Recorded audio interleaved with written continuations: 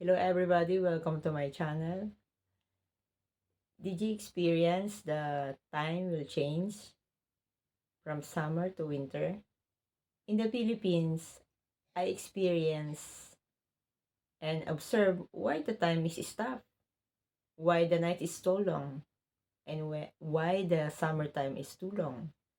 Sometimes the sunset not set, but the time is 7 o'clock. But sometimes it's too dark, but the time is 5 o'clock. Anyway, this is Sha and this is Israel Hotel Housekeeper channel.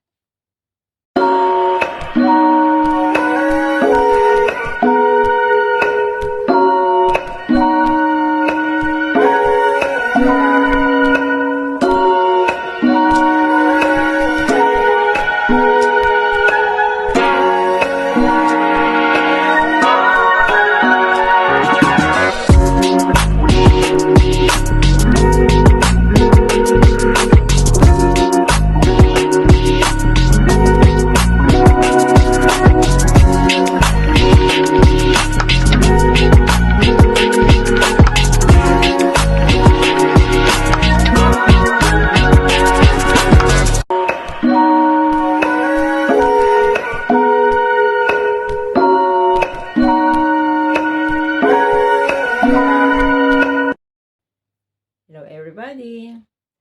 I will tell you why, because about the changes of the time from summertime clock to wintertime clock. That is started in October 28, October 29 in the morning. If your clock is 2 a.m., you need to rewind your time into 1 o'clock. Rewind back into 1 o'clock. If your phone or your clock is set in 2 a.m., you must rewind that time into 1 o'clock. And the Philippines, I never experienced that. I only observe in the clock why the clock is stopped. Why the clock is too slowly turning. And why the sunshine is raised early in the morning, or why the sunshine is too late to raise in the morning, and why is the sunset is easily set but the time is 5 o'clock, and why the sunset is not set but the time is 8 o'clock in the evening.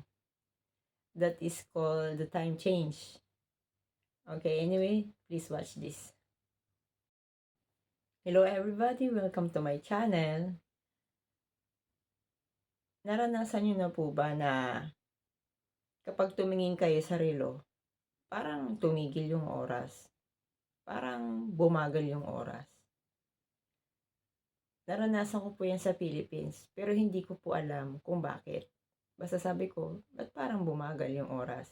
Parang ang tagal ng gabi. Parang ang bilis ng araw.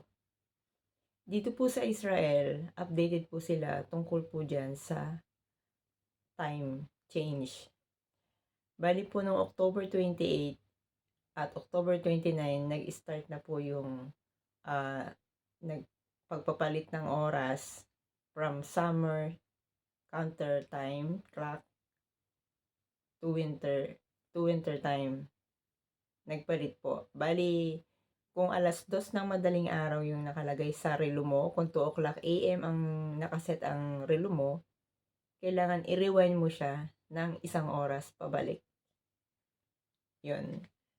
Dati hindi kayo nauunawaan.